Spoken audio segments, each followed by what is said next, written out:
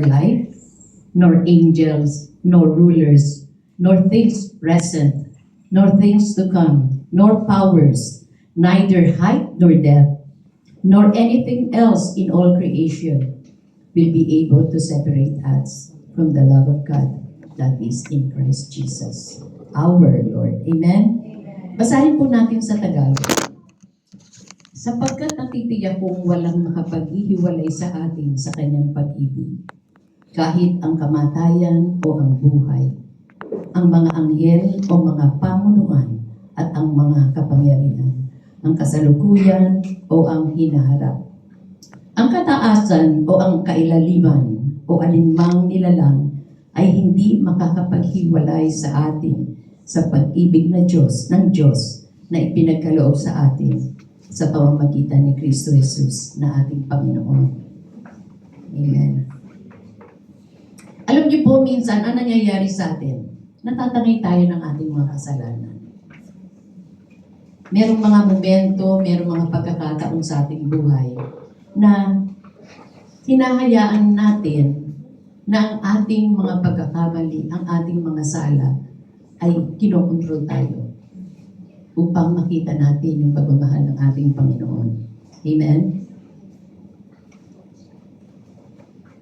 Sabi nga po minsan ang puso natin talagang ang bigat dahil sa mga ginagawa natin hindi kaaya-aya sa Panginoon. Ayaw man natin, pero lumalabas pa rin ang old self natin. At ito ang nagiging dahilan na parang nararamdaman natin, ang layo natin sa Diyos. Pero but here's the thing, nakikita po ng Diyos ang lahat na yan. Wala po tayong maitatago sa ating Panginoon. Lahat po, hubad po tayo sa harap ng Panginoon.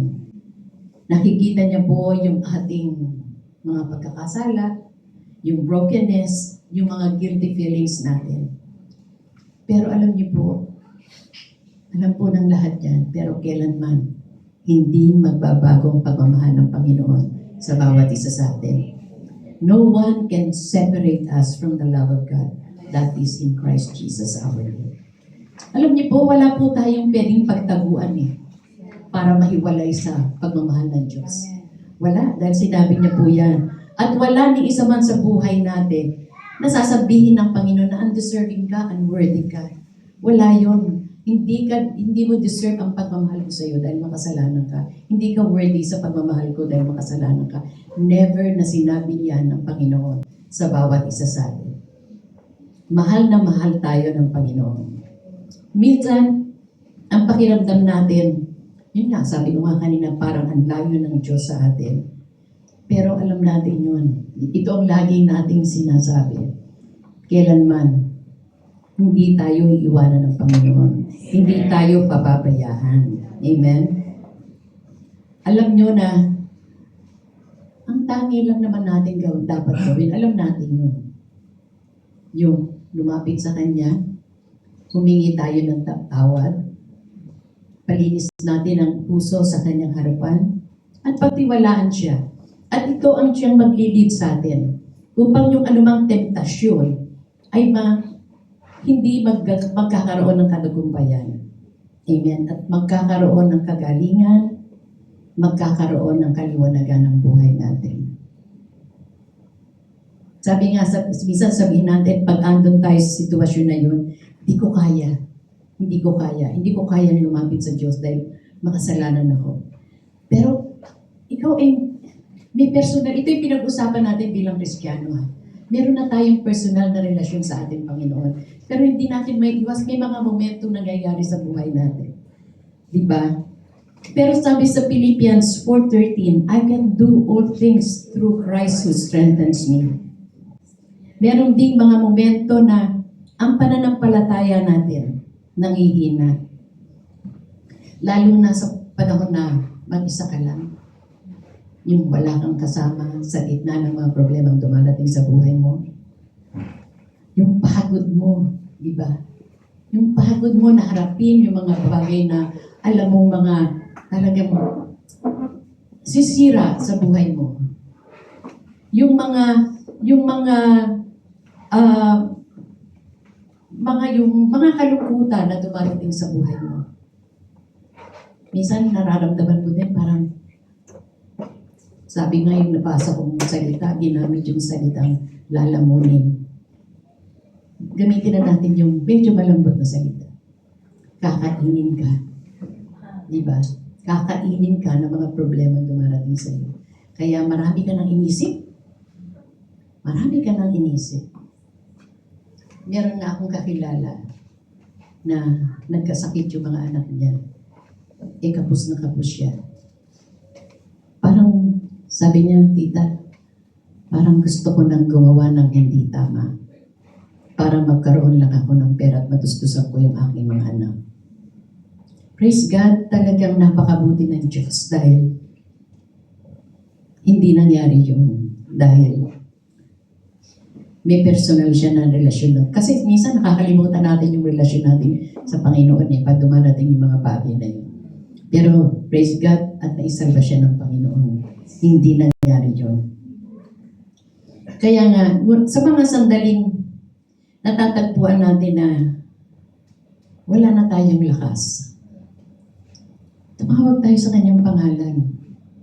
Kasi ang pangalan niya ang siyang makapangyarihan sa lahat.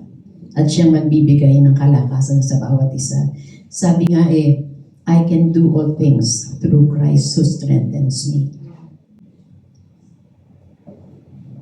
At saka kung pipiliin mo na sumunod ka sa Kanya, kasi sabi nga, di ba, lagi natin itong sinasabi, God gave us the freedom to choose. Kung pipiliin mo siya na magmamobra sa buhay mo at sumunod ka niya, alam mo, aakayin ka niya palayo sa mga problemang hinaharap mo. Amen. Di ba? Amen. Kaya nga, sa mga araw na mga pakiramdam mo, di ba, pagka nandun tayo sa sitwasyon na, ayun nga, may mga problema tayong dumarating, parang pakiramdam mo, hindi ka karapat-dapat. Para bang, ang alam mo kasi, pag dumadating ka sa sitwasyon na yun, na parang ang sama-sama mo. Parang, sa tingin mo, minsan kahit may personal ka na relasyon sa Panginoon, parang ang Diyos hindi na makikipag-usap sa'yo. Hindi ganoon ng Panginoon. Andyan siya. Andyan siya. Sabi nga, hindi ka iiwanan, hindi ka pababayaan. Pero hinihintay niya na lumapit ka sa Kanya. Kasi pag tayo, lahat ang gagawin natin ay Diyos ang gagawa sa atin. Paano mag-glorify ang Panginoon sa buhay natin? Di ba? Itinuturo yung Kanyang anak. Nakikita niya sa bawat isa sa atin ang tayo ay nilikha niya. Amen. Di ba? At walang anumang magagawa upang mabura ang larawan na yon. Ang larawan ng bawat isa sa Kanya. Amen? Lord, amen.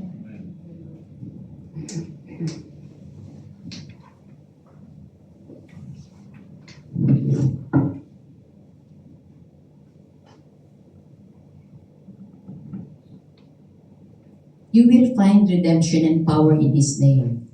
In these moments, if you choose to follow Him, He will guide you away from the heartbreak, the loneliness, the death, the loss, the toughest moments of your life. At ibabalik ka niya sa kanyang mapagpalang kamay. Amen. Ganun ang Panginoon. Di ba? God's word and love will give you strength even when you feel empty.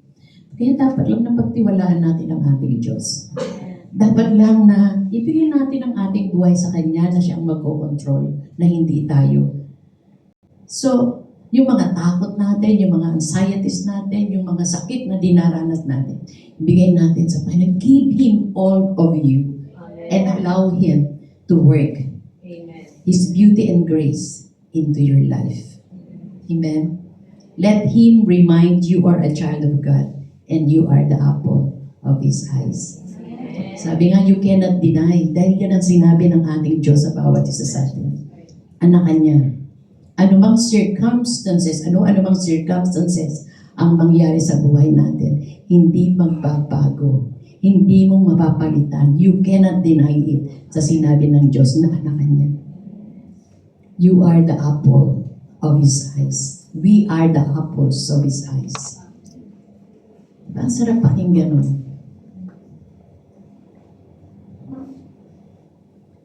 Mahal na mahal nga tayo ng Diyos. Talagang hindi natin may kakailayan.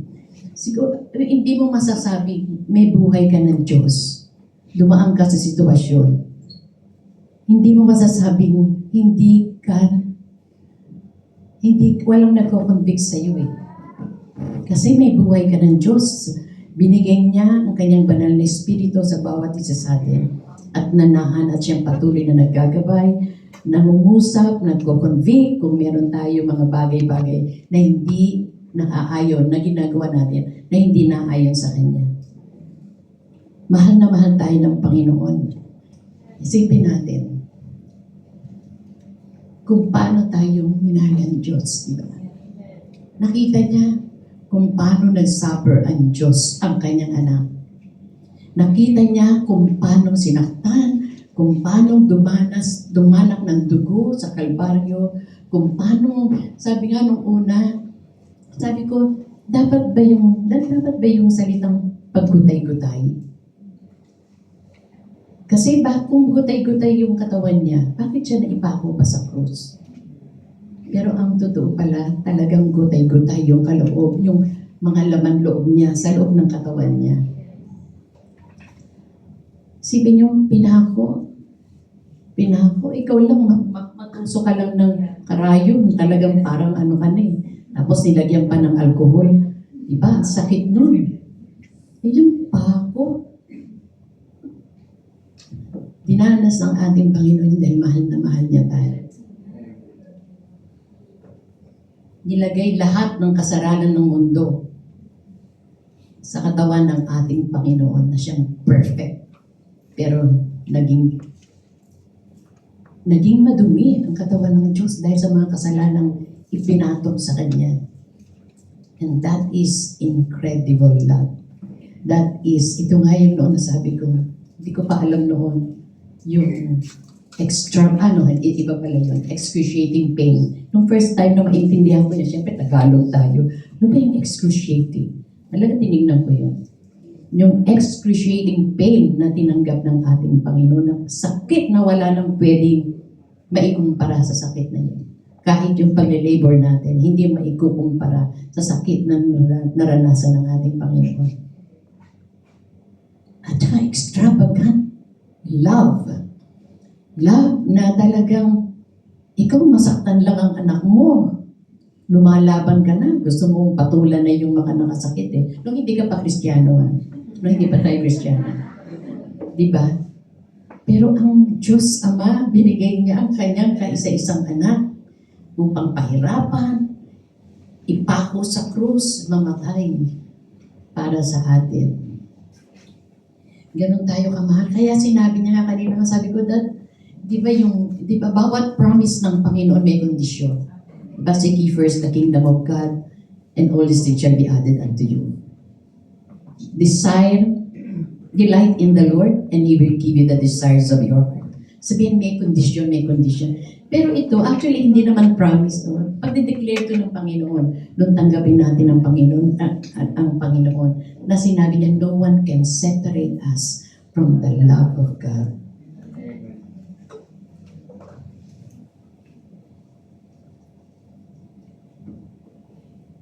Some days you may feel undeserving. Ito nga nabanggit kong kanina na minsan nararamdaman natin na hindi tayo karapat-dapat.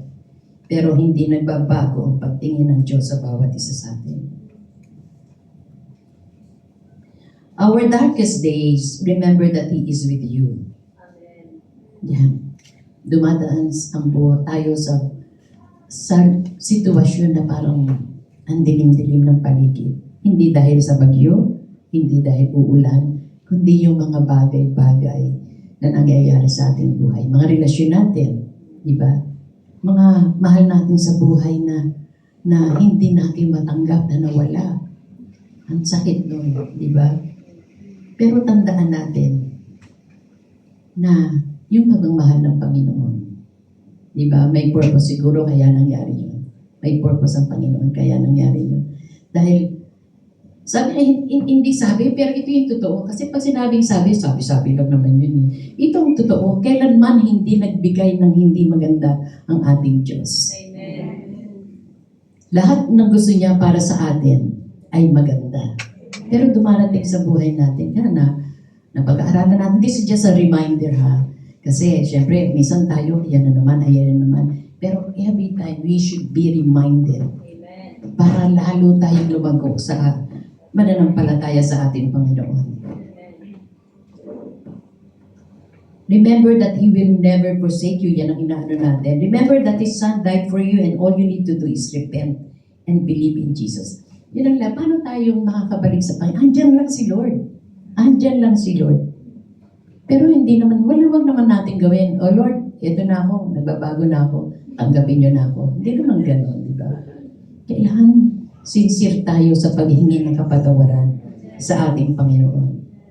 Sabi nga, yun nga, sabi nga sa Panginoon ng Diyos, sa kanyang salita, He is faithful and just to forgive us from our sins and from all our unrighteousness. Kasi tayo, pagka gusto natin magpatawad, marami pa tayong kondisyon. Pero ang Diyos lumapit ka with a sincere heart. Humingi ng kapatawaran at tayo patatawarin niya. Then be cleansed, renewed, replace dark with light, and start again in His name. Sabi ng Panginoon sa 1 John 4:4, you children are from God and have overcome them, because the one who is in you is greater than the one who is in this world. Alam niyo po, totoo po yun. Kapag ka merong kabuhay ng Panginoon, talagang kung andong ka sa tamang pag-iisip, iisipin mo pagka may dumating yung mga tentasyon. Sasabihin mo nga, I rebuke you in the name of Jesus. Kasi sabi niya, greater is He. Mas malakas, mas makapangyarihan ang nasa atin kaysa sa mga demonyong nagdetempt sa atin. Alam niyo, ang temptation, andyan lang sa paligid. Amen. That's right. Andyan lang. Kumakatok pa nga sa pinto niyo. Minsan, hindi niyo pinagbubuksan, katok ng katok, binuksan niyo na rin. Minsan kahit yung bintana niyo, minsan sisilip yan, tapos sisingit na yan sa puso niyo. Diba?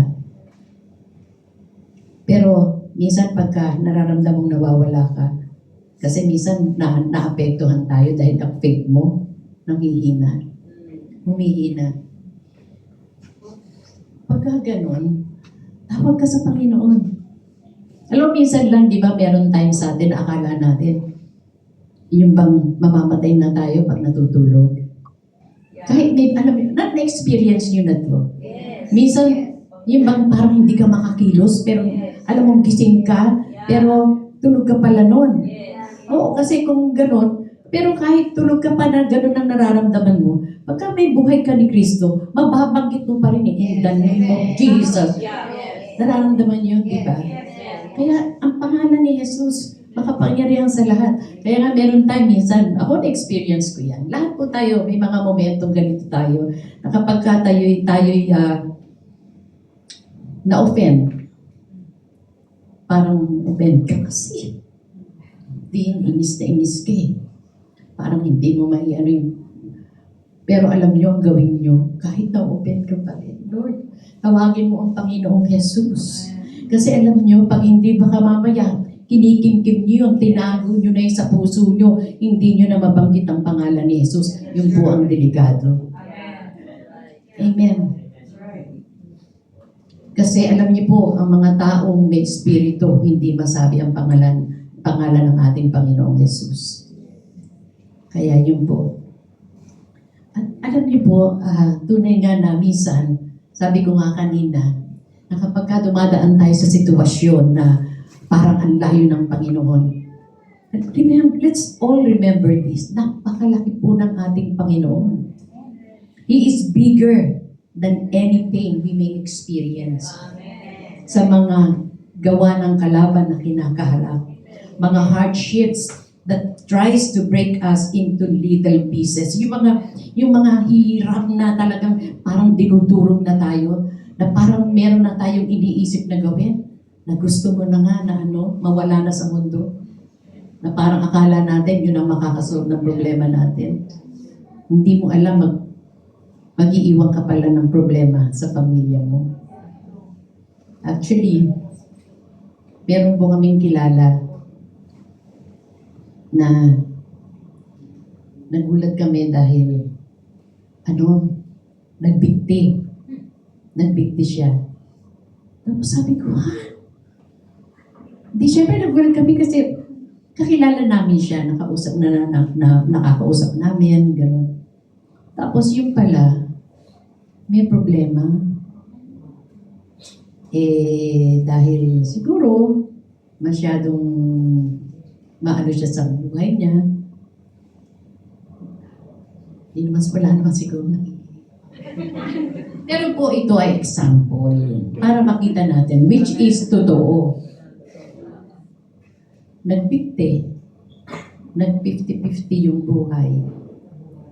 Nabuhay. Nung nabuhay, lalong lumaki yung problema. Siyempre, kaya siya nagpakamatay, gusto niya magmamatay dahil maiwasan na yung mga obligasyones. Ngayon, siyempre, na-ICU siya, na mga gamot na ginamit, mga oxygen na ginamit, mga dextrose na ginamit.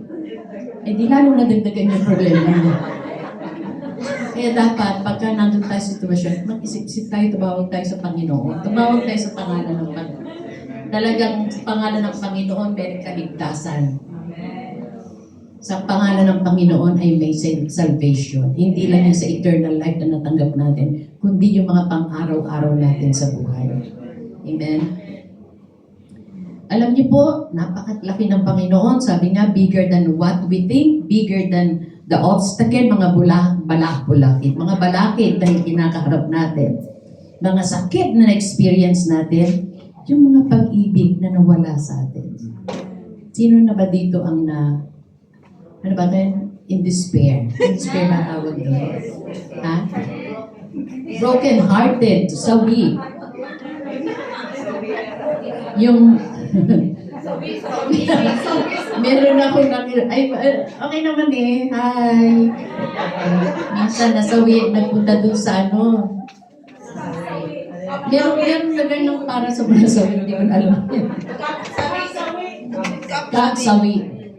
He is bigger than the disasters and sickness and diseases. Yung mga peste, mga salot na di ba kumakalat, minsan dumadami hanggang nakakapanira na ng mga pananim, mas malaki doon ang ating Diyos. He is bigger than death.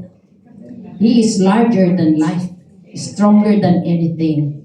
God is bigger than your biggest problem. Kahit pagsama-samahin nyo yung mga problema nyo, magmula nung magkaisip kayo, hanggang ngayon, mas malaki pa rin ang ating Diyos. Sabi, God will always be bigger than anything that happens to you. Naniniwala tayo doon. So wala na tayong problema, dumating man yung mga bagay-bagay na yun. Pag dumating yun, halimbawa man, kasi andito pa tayo, dumadating yan. Isipin mo kagad. Isusubok ko ba ito sa Panginoon o ipopokus ko na lang yung sarili ko dito? Maging ba ako? Bibiliin ko bang may stress? Pumangit ako? Anong gusto nyo doon? Ibigay na lang sa Panginoon at maging maluwag ang puso mo, di ba? Isang salita lang, sabi niya, Oh Lord Jesus, I surrender everything to you. Andiyan kagad ang Panginoon, sasaluhin. Kasi si Lord, alam niya kung ano yung dinadala mo, hinihintay lang na lumapit tayo. Diba? Kahit siguro, kaya nga minsan marami ding spoiled na bata. Kasi pagka may nangyari, ay, kagad ang nanay, diba? Anak. Minsan nga meron akong napanood, which is totoo, na naglulupasay kasi may hinihingi. So, ang nanay, dahil naglulupasay, binigay kagad yung hinihingi. Sabi doon, hindi daw dapat gano'n. Diba? Kaya dapat, sabihin niya, hintayin niya, hindi yung porkit pagka naglupasay lang, ibibigay mo kagad yung gusto. Hindi gano'n. Malaki siya. Talagang ang ating Diyos ay napakalaki. Our God is omnipresent and is everywhere at once. Sabihin, kahit saan nandun siya ngayon. Andito tayo, andito ang Diyos. Sa Pilipinas, andun ang Diyos sa bawat isang nananampalataya sa Kanya. At doon sa mga hindi pa nagnanampalataya na pinili niya, andun siya, nagbabantay siya. Nagbabantay ng may isang kaluluwang lalapit sa doon sa taong yun at mag-share ng salita ng Panginoon. Amen? He is endless in size. And we need to think about that as we sometimes want to, totoo, minsan binabox natin ang Diyos eh. Gusto nating ilimit ang Panginoon. Gusto nating ipaliwanag kung sino ang Diyos.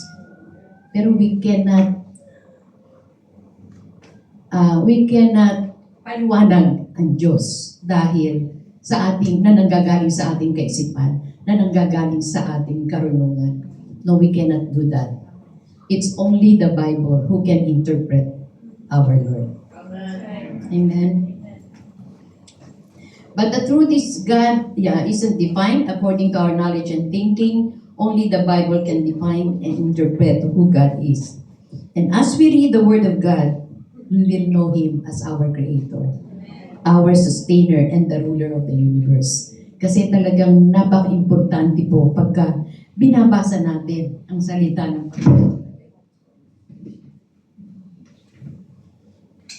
Nga pala kanina nga napag-usapan natin, second ago, napag-usapan natin na napakalaki ng Diyos. Meron po isang istorya, kasi may isang bata na nagtanong sa kanyang daddy, Dad, how big is God? Ngayon, yung tatay medyo nagkamot ng ulo kasi hindi niya ma-explain kung gaano kalaki ang ating Diyos, di ba? So, tumingin siya sa paligid, hanggang sa sky, tumingin siya. Nakita niya mayroong eroplanong dumarating. Sabi niya sa anak niya, Anak, nakikita mo yung eroplano? Sabi niya, Yes, Dad. Diyan mo, sukatin mo yun. Sinukat ng bata, syempre pagka mataas, parang ganyan lang kalaki yung eroplano, diba? So, sabi ng daddy niya, hindi gustong ipaliwanag ng daddy niya gano'ng ba kalaki talaga ang Diyos. Dinala niya sa gumawa siya ng paraan. Dinala niya sa airport. Di ko alam kung airport yun o merong isang lugar na maraming eroplano. So, nung makita ng bata, ay, ganito pala ang airport sa malapit, ang laki-laki. Yes, sabi ng daddy niya. Nakikita natin na ang liit ng Diyos kasi malayo tayo sa Kanya. Hindi tayo nakafocus sa Diyos. Nakafocus tayo sa sarili natin. Pero ang Diyos, kung sinusunod mo o talagang ipumumuhay mo ang buhay niya, na may experience mo kung gaano kalaki ang Diyos. Actually, malaki pa nga sa aeroplano eh. Hinihantulad na lang ng ama, ng tatay niya, na gano'n talaga kalaki ang Panginoon, hindi yung ganyan lang. Kaya, mag-isip-isip din tayo. Sabi nga nabanggit nga ni Brother Alex, every time na magbibigay ng message, kasi si Brother Alex ginagamit na dito para mag-share ng salita ng word. Every time na magbibigay ang bawat isa ng mensahe ng Panginoon, nangungusap muna sa amin. Nangungusap muna sa amin. Hindi ko masabing kayo. No. Kasama ako doon. Kasama tayo, sama-sama tayong lumalago. Amen. Sa buhay ng Panginoon. Kaya, itong mga mensaheng ito, na nangusap na rin ng Panginoon sa amin dito. Kaya, sabi nga hindi pa rin talagang 100%. Nasa mundo pa tayo, di ba? Pero wag natin ikatbiran yung, anyway, nasa mundo pa naman ako, di ba rin ako magkasala.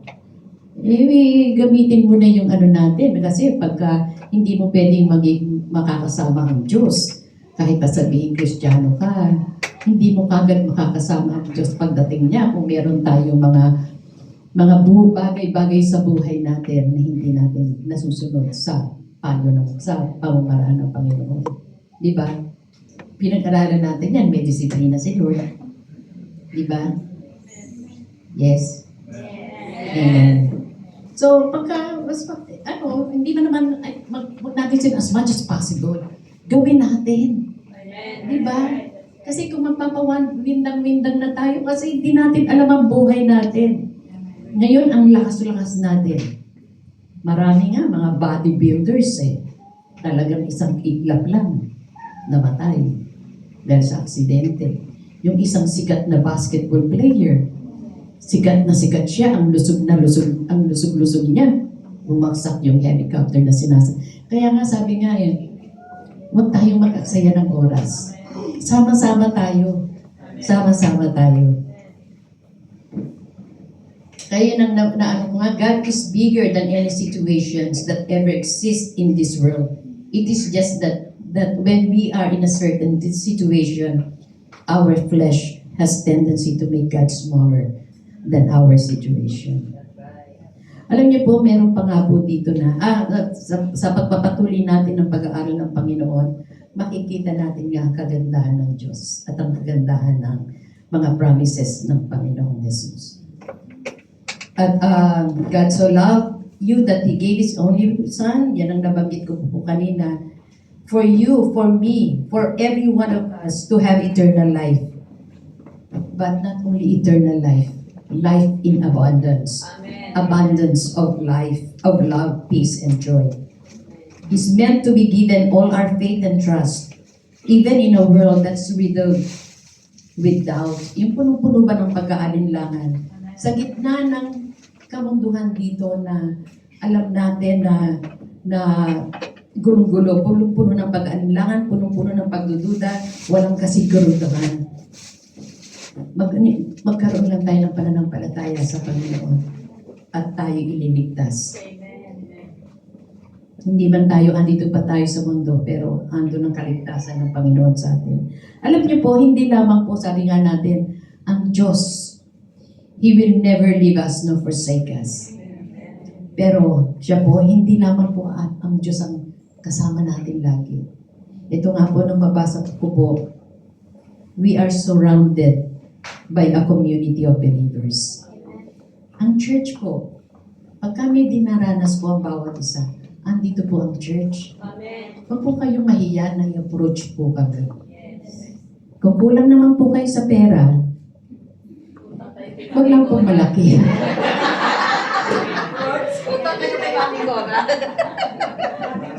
Halimbawa, hindi kayo makakapunta dito, walang pamasahe.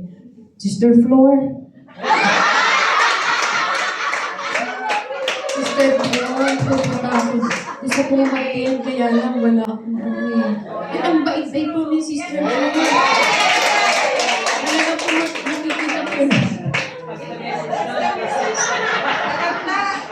Kaya alam niyo na po kung sino. Siyempre si Lord, gumagamit ang Diyos ng tao. Nasuggest ko na po Sister Flor. Kaya talaga po, hindi po kayo pahihiyain. Amen. Alam na kami. Pero na-appreciate ko po Sister Flor. Hindi ko tinataas ang buhay ni Flor, tinataas ko ang buhay ng Panginoon. Kay Sister Flor dahil andun yung hurt niya sa evangelism. Sampu na rin po yung mga kasamahan niya. Kaya huwag kong lalaki ang ulo niyo. Lahat kay glory sa Panginoon. Sabi nga, hindi natutulog ang Panginoon. Hindi bulag ang Panginoon. Nakikita ng Panginoon ang ginagawa niya. At yan, darating ang time. Ando ng yung reward. Sabi nga dito, love one another with brotherly affection. Kaya, maraming tao. Akala nyo lang yun, minsan pag nag-iisa kayo, maraming tao ang nagmamahal sa inyo. Sa bawat isa sa atin. Kung hindi man kayo, kung hindi nyo man nararamdaman ang pagmamahal ng inyong pamilya, andito ang church. Nagmamahal sa inyo. Amen. So, huwag po kayong mahiya na i-approach ang bawat isa.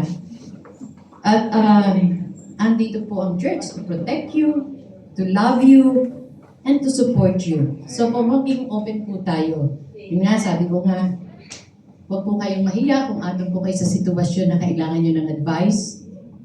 Andito po, kung kami po ay nakikita nyo karapat-dapat na magbigay ng advice sa inyo, mag-counsel sa inyo, lapit lamang po kayo sa bawat isa. Mga leaders. Amen? So, maging open po tayo sa mga tulong. Amen? So, yun po, wag po natin kalimutan yung sinabi ng Panginoon na dumating man ang mga uno sa buhay natin. Wag po natin kalimutan na merong Diyos na nagmamahal sa atin. Na sure na anuman death nor life, nor angels, nor rulers, nor things present, nor things to come, nor powers, nor height, nor depth, nor anything else in all creation will be able to separate us from the love of God that is in Christ Jesus our Lord. Amen. Thank you, Lord. Masalamat po sa mensahe niyo po sa hapong ito. Dalangin ko nga po ay patuloy namin ma-experience ang pagmamahal mo, Panginoong Jesus. Salamat po in Jesus' name. Amen. Amen.